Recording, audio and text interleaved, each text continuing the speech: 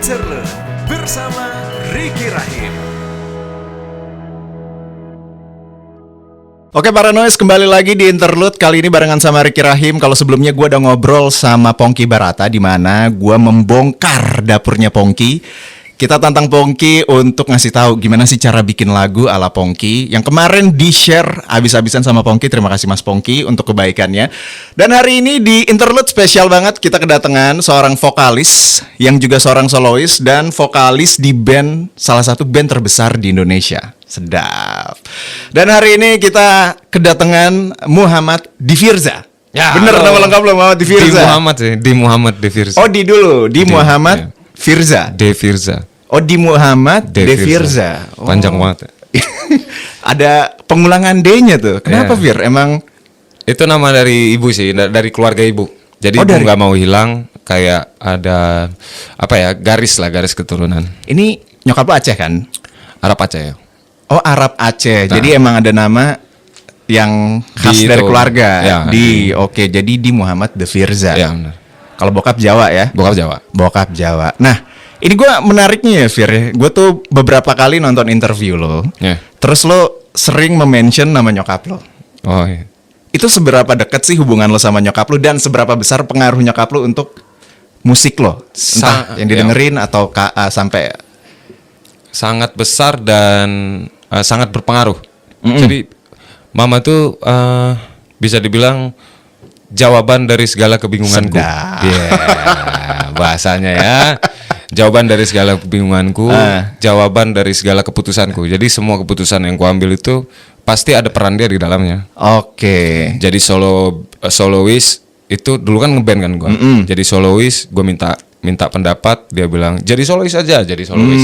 Oke. Jadi vokalis band gimana mah? Diajak nih gini.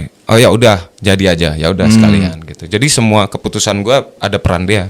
Oke. Sedekat itu sih. Ini berarti buat cewek-cewek ketahuan nih gimana Firza sayangnya sama wanita ya berarti ya. Sama banget. nyokapnya aja sayang. Semua banget. sayang sama ibu. Nah kalau dari nyokap lo pengaruh musik apa yang diturunin? Misalnya selera atau band siapa atau penyanyi? Dia kan suka musik-musik Melayu kan. Ya. Dia penyanyi daerah. Oke. Nah, jadi dia sering dengerin lagu-lagu yang dia suka pada saat gue masih kecil gitu. Jadi kayak terpengaruh juga semua yang ada di otak gue sekarang, salah satunya pengaruh dari ibu. Oke. Jadi Gue emang nyanyi gitu, cara gue nyanyi juga pengaruh dari dia. Dia suka yang cengkok-cengkok Melayu, gue juga suka gitu. Oke. Jadi emang sebenarnya kemampuan dan bakat lu bernyanyi itu emang turunnya dari nyokap ibu, ya, ya. garisnya ya. Bener, bakat. Makanya selalu tersebut tuh nama nyokap lu di tiap Iya. interview lu tuh gua denger tuh itu. Lagu aja tuh di album tuh ada 3 tentang dia. Oh gitu. Judulnya Dirimu, Janji, sama Manusia Hebat. Itu ibu. Tapi lu nulisnya eksplisit atau implisit? Nggak kelihatan nggak itu sebenarnya tentang nyokap lo? Nggak kelihatan. Nggak kelihatan. Padahal kelihatan. itu lu dedikasiin Ya, buat nyokap lo. Buat nyokap. Kalau didengar baik-baik, ya itu buat orang yang sangat spesial. Luar biasa nih. Anak yang berbakti sama nyokap nih. Semoga ya. Gue takut durhaka gue. Amin. Nah, berikutnya adalah lo juga sebagai vokalis di Dewa sekarang. Dewa, ya. Sebelumnya Mahadewa, sekarang juga ada di Dewa. Ya. Ya kan? Gue udah dengerin Paranoise.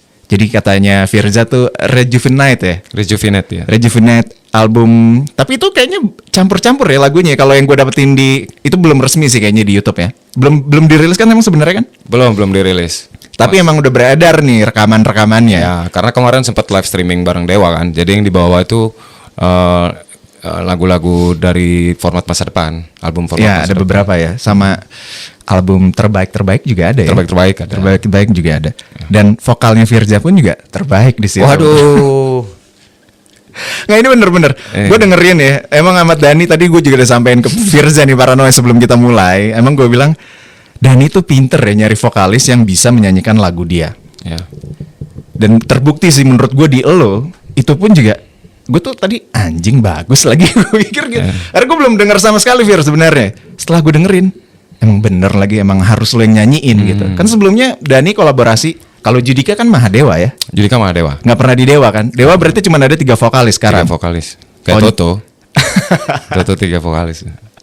Toto juga 3 vokalis ya. Tapi belum pernah nih amprokan 3-3 bareng belum pernah ya? Belum pernah. Kalau 2 ada pernah tuh Once sama Ari Lasso kan. Iya. Dan gua kan baru masuk lah ceritanya. Oke Fir, Ya. berarti emang kerja sama Ahmad Dhani tuh lo banyak dapat pengetahuan juga banyak dapat pengalaman pastinya ya. Bener sangat. Ya. Sangat. Nah, gimana sih pertama kali yang lo rasain waktu Dhani bilang, Fir, lo nyanyi dong di Dewa gitu. Kalau sebelumnya kan Mahadewa. Ya.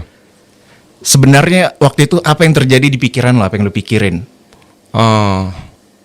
Gua nggak terlalu yang sebenarnya seneng banget ya bisa ditawarin ke band yang menurut gua fenomenal. Band sampai sekarang tuh semua era itu tahu siapa Dewa. Ya. Dan terus gue ditawarin rasa-rasanya sebelumnya juga gua rekaman itu dari 2013. Oke. 2013 sudah rekaman lagu-lagunya Dewa dan gue juga mungkin ada sempet terbesit apa ini buat Dewa ya gitu.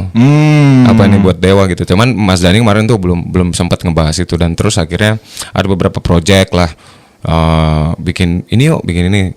Terus sempat terlewatkan, terus akhirnya ditawarin Dewa. Dan yang gua yang gua terbesit gue pada saat tawarin, wah ini gue punya tim solo nih. Tim solo gue gimana kalau misalnya Yeah. gue ada di Dewa gitu. Yeah. Itu sih yang gue pikirin dan ternyata Mas Dhani sangat memaklumi itu. Oke.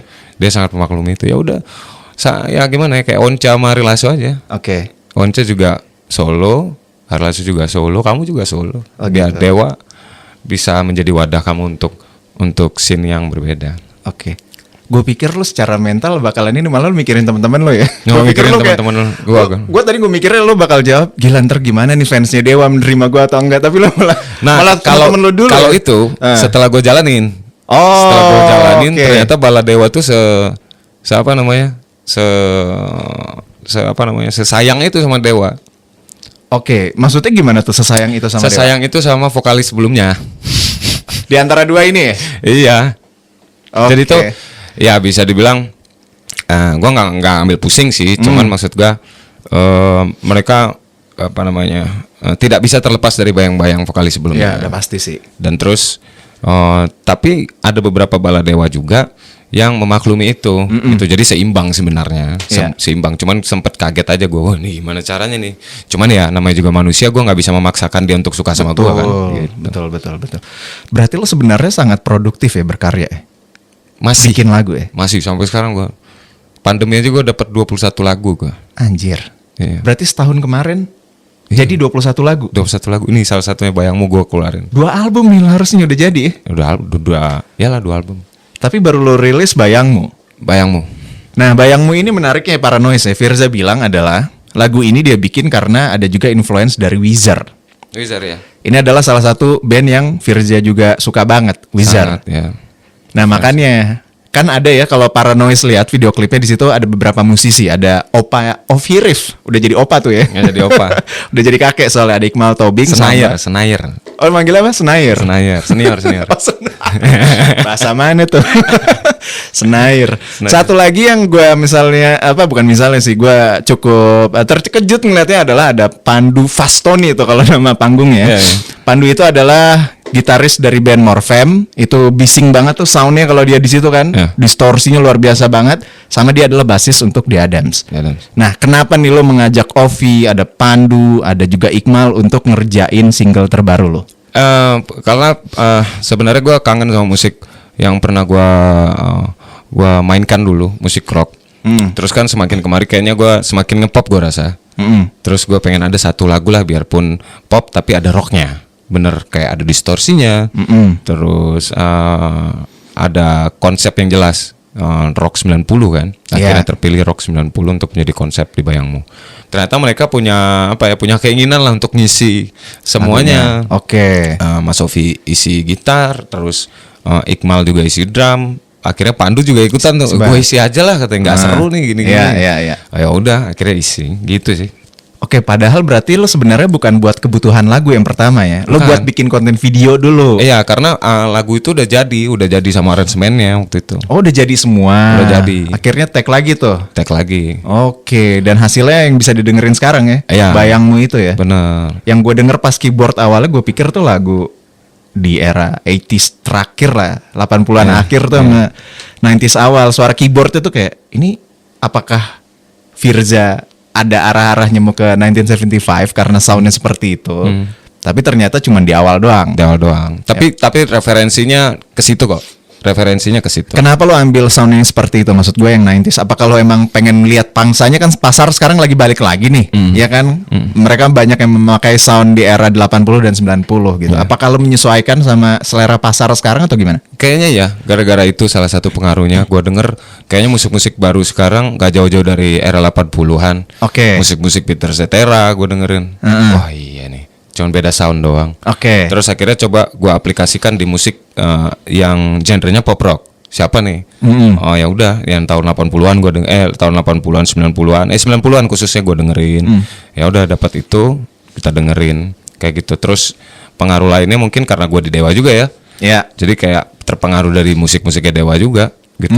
Wah iya ya, 90-an kayaknya cocok untuk jadi konsep dan diangkat di tahun 2021. Nah, gue lihat lu juga memperhatikan pergerakan dari band-band indie ya kayaknya, gue lihat ya gitu. Gak terlalu dalam tapi lumayan lah. Lo lumayan perhatikan ya. Ini gue nggak tahu. Kalau persepsi gue ya, pendapat gue ya, justru sekarang tuh pasar emang sebenarnya lagi banyak di musik indie sama K-pop. Ya.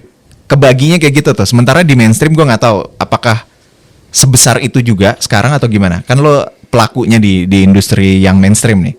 Lo melihatnya seperti apa dengan keadaan sekarang? Sekarang tuh kebanyakan peminat musik groove gue rasa. Groove Dan R&B khususnya. Oke, ini untuk yang mainstream. Ya, yang mainstream. Oke, contohnya kayak musiknya siapa? Siapa ya? Banyak kan sekarang musik-musiknya udah GAC gitu maksudnya. iya kan, model-model yang groove gitu. Oke. Itu juga dari 2019 udah mulai bertumbuh musik-musik kayak gitu. Oke. Cuman nggak salah ya, menurut gua nggak salah. Itu musik yang mungkin sempet hilang di Indonesia.